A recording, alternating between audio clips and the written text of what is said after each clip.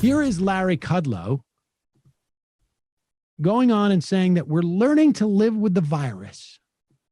And I guess presumably that means we all now know that everybody in the White House can be airlifted to Walter Reed and get experimental drugs that are not available to anybody and would bankrupt the overwhelming majority of Americans in this country. The overwhelming majority of Americans in this country to get this kind of health care.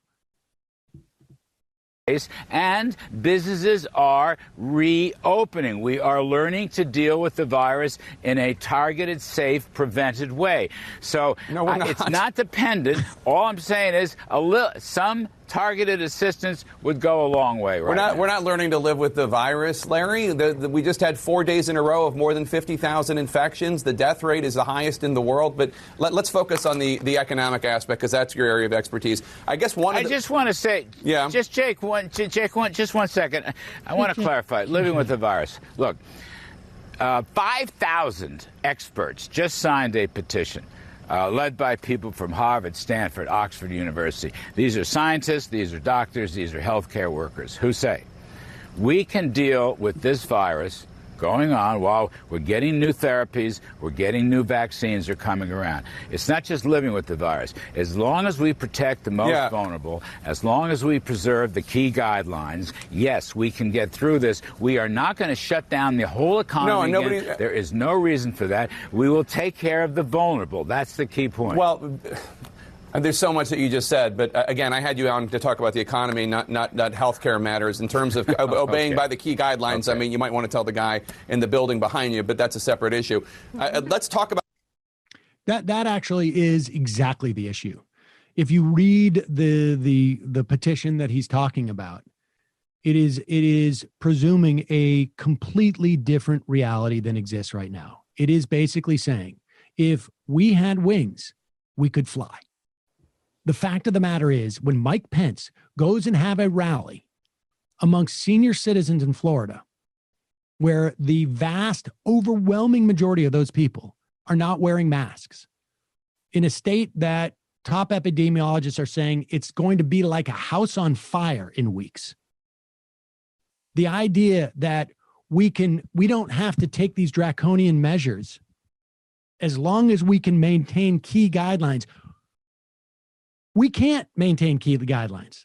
We do not have the ability to maintain key guidelines. We do not have the political leadership in this country to maintain key guidelines.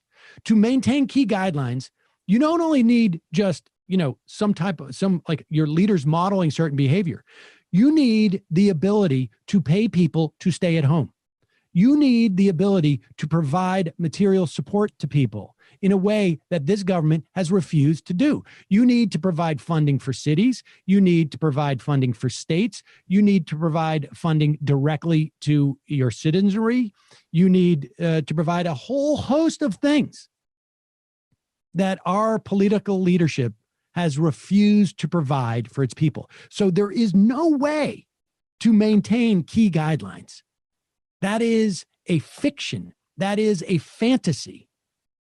And I mean, so it's like, that if is looms so large that it's almost bizarre. I mean, I understand, I understand that scientists are, a group of scientists are convening to say that. And Fauci has been more or less saying a similar thing. It's like, we don't have to lock down if we do certain things, but that we are not doing those certain things. There is a government that is standing in the way of doing those certain things. There's a whole political party that is right now marching into a Senate hearing room with at least one guy who was found to be COVID positive. We don't know if he's contagious now, with one or two other guys who are refusing to get tests. That if is so massive that it's impossible to climb over. And so, good for Jake Tapper laughing in Kudlow's face. But, well,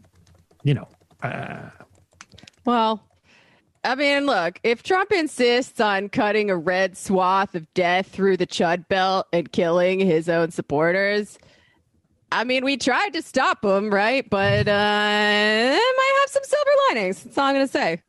I don't know. I don't know.